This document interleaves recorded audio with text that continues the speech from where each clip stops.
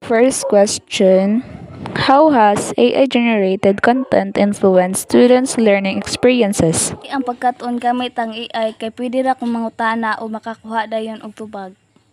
Okay. Second question is, what difficulties do students face when relying on AI-generated content? Sayop ang tubag sa AI mao nga kinahanglan nako i-double check sa akong mga libro. Okay, nice answer. Last question is, what strategies do students use to ensure AI supports their learning without replacing critical thinking? Gamit nako ang AI isip guide pero nagabasa gyapon ko sa akong mga libro aron masiguro nga sakto ang impormasyon. Nice answer. Okay, thank you sa pag-participate.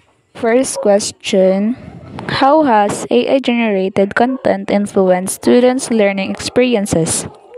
Gamit na ko ang AI para mahapsay sa taas ng mga teksto ug makatabang kini sa pagluwas ug oras. Second question is, what difficulties do students face when relying on AI-generated content? Murag nagsalig ko sa AI ug wala na ko linguha nga masabtan ang akong kaugalingon. Okay, nice answer.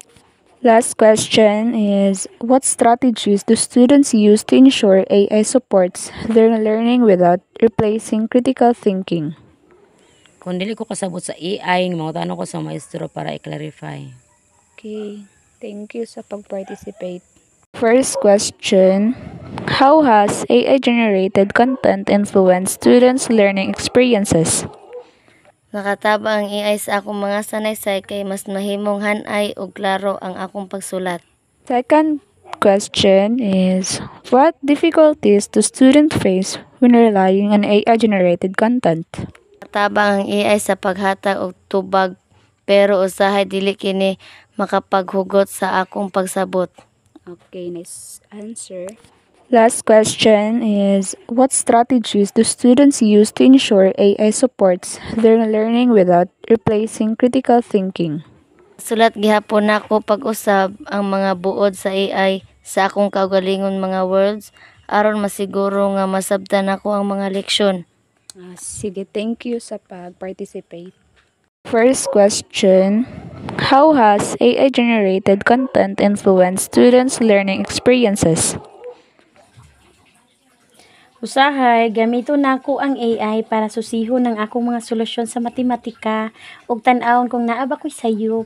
Okay. Second question is, what difficulties do students face when relying on AI-generated content?